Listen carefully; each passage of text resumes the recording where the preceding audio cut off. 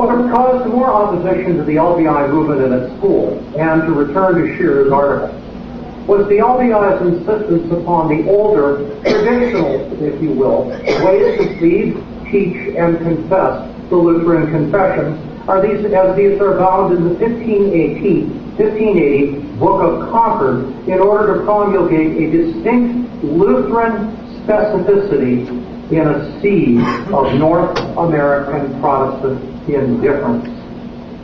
While this was no wooden adherence to the confession, such as demanded them by the Synod of Missouri, among others, still the LBI early teachers insisted upon reading the Lutheran confessions as a living and forever correct interpretation of the Holy Scriptures.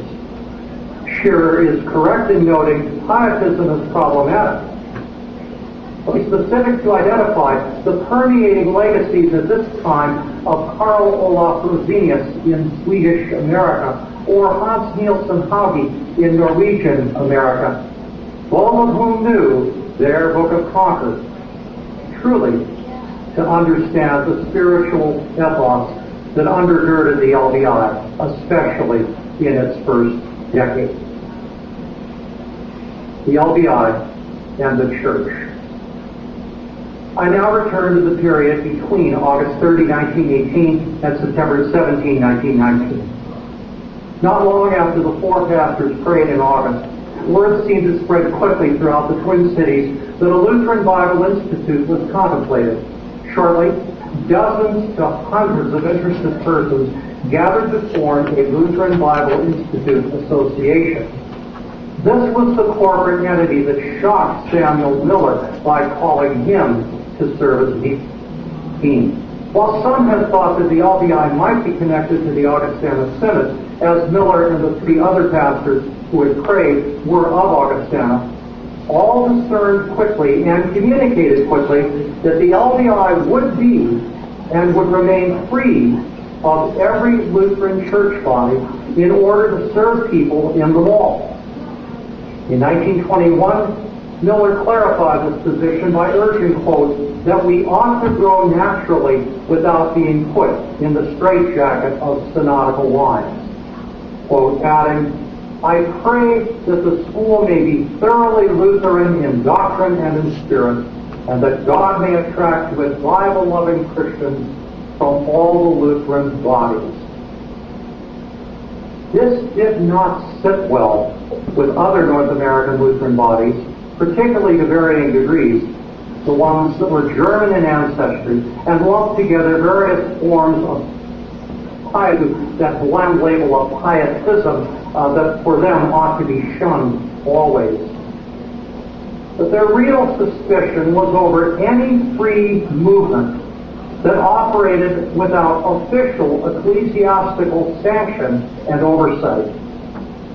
A pointed question levied by a Lutheran ecclesiastical official to another faculty member some 6 decades later could easily have been spoken accusingly to Samuel Miller in 1919. Quote, if we can't control you, why should we recognize you? Close quote. Yet the Lutheran Bible Institute flourished in its first 10 years. Even in the midst of the stock market crash of 1928 and its effect even on school finances when its new edifice was under construction on 1619 Portland Avenue South, LBI students and faculty lived by their slogan, in God, He answers prayer. While the LBI arguably was among the first of Lutheran organizations in North America to use the new medium of radio, it would have been unthinkable for its faculty during the 1920s who had to travel long distances by train across country to speak as I have spoken. It would have been difficult for them to imagine my speaking to you in Golden Valley instantly from Southern California. LBI leaders also might have thought it unthinkable that a Lutheran Bible Institute today might not even need any building, brick or otherwise, when so much real teaching can be accomplished in real community over the internet, as you and I now share. If God so grants, someday I hope to walk again into what was the chapel in 1619 Portland Avenue South. I'm willing to guess that those Lutheran liturgical symbols that portray word and sacrament displayed on colored glass windows still are there, too high for anyone to want to remove. The careful student of history will know that these are the evidence of how the Lutheran Bible Institute is to be remembered, and if begun, is to be continued. The extent to which those symbols evidence the state of Lutheranism in North America today may be convincing proof that the time has come again for the Lutheran Bible Institute. Thank you.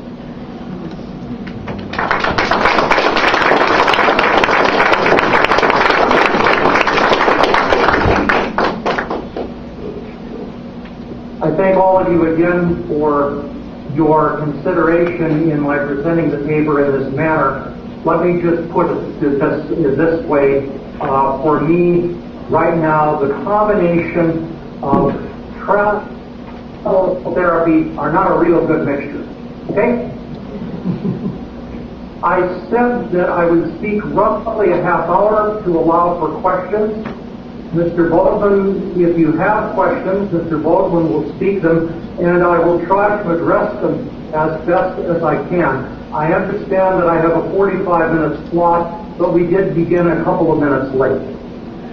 So, Larry, I'll ask you to moderate, please. Okay, we can like that. Does anyone have a question? I've got a starting question for him because he cut his dissertation off in the year 1932. I'm wondering if there's somebody out there that might be interested in looking at the history of LBI from that point until 1962. So I'll ask him that question. Okay, I'm going to put on my headset. I didn't want to look like one of those nerdy people that's wearing a headset. I need to be able to hear a little better, so here we go, okay?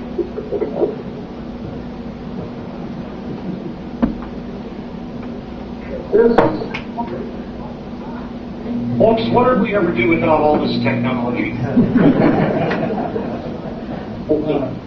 Larry, you were referring, just speak that very briefly again. I think I understood. Sure. You cut off at the year 1932. Why don't you explain why you did that, and then is there any movement, so to speak, to continue the history from 1932 to 1960, for example? Okay, let me answer that in a couple of ways. First of all, my PhD dissertation went to the year 1935, and I'll explain in just a moment why I was adamant to stop at that point. I remember some years ago when I met for the first time Pastor Dr. Bernd Upsall, I'm sure. I got to know him very well over many, many years and many visits that I made to his home, right up to literally just a very short number of weeks before he passed on to eternal life. I remember his first question to me was, what are you going to do, write an encyclopedia? The history of LBI. Well, that would be a very massive undertaking, but I'm going to be very serious as to why I stopped at 1935. I learned a long time ago that not only is it wise to write only about people who have gone on to be with the Lord, but also to write about people whose children as well have all gone to be with the Lord. Now here's the reason.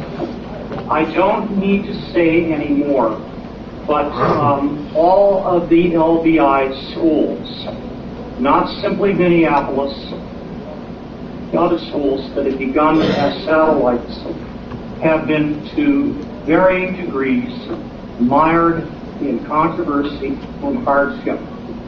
It is a grave danger of breaking the 8th commandment to try to write particularly of people who are still living. And I made the very conscious choice that, at least speaking for myself, that is not for me to do.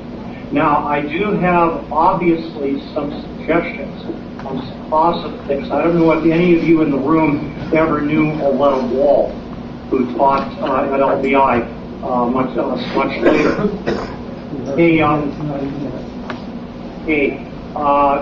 An aspiring doctoral student ought to write a dissertation on the life and career of Aletta Wall. I met Aletta just a few months before she passed away, visiting her, and after having heard her and after having found even the prototypes for her children's Sunday school and vacation Bible school curricula, as well as her manuscripts and other kinds of writings, writing something about her would be a most valuable addition, just for seeing the enormous impact that she had on still today, how children's programming for Sunday school, vacation Bible school, and the like still are done. But to write on the LBI as an institution, I think that would be a very difficult task to bring it to the present. And I'd like to stop with that. I'm open to conversation about it. I'm not saying I'm going to do it, but perhaps there is a way that it can be done that would do as Luther has told us, the eighth commandment is always to put the best construction on our neighbor's actions. I hope that makes sense to you. Any other questions?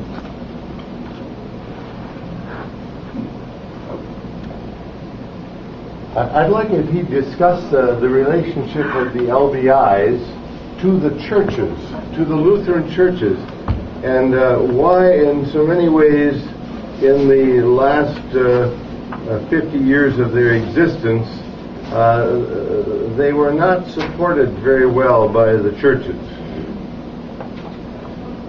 Dr. Eichhorst has a question with regard to the LBIs and the relationship to the Lutheran churches, and why over, let's say, a period in the last 50 years, the LBIs were not supported very well by the churches.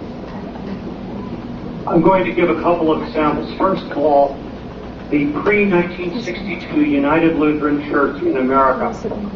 Franklin Clark Fry, if you know that name, stated, and it's in print, there is no need for a Lutheran Bible Institute in North America because North America already is Christian. But perhaps, maybe, there would be a need of an LBI, maybe not, for preparing for missionary service.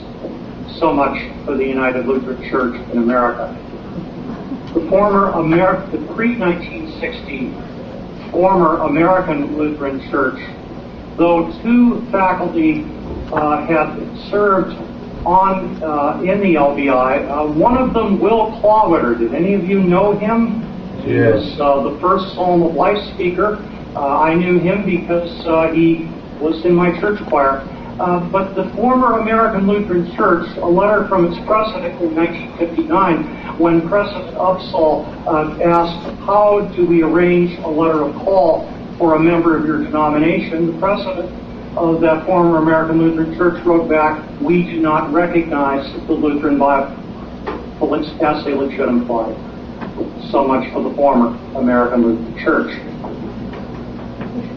As to funding from the church bodies, my understanding is that an individual, say, 1960 ALC district here or there would give gifts to the LBI.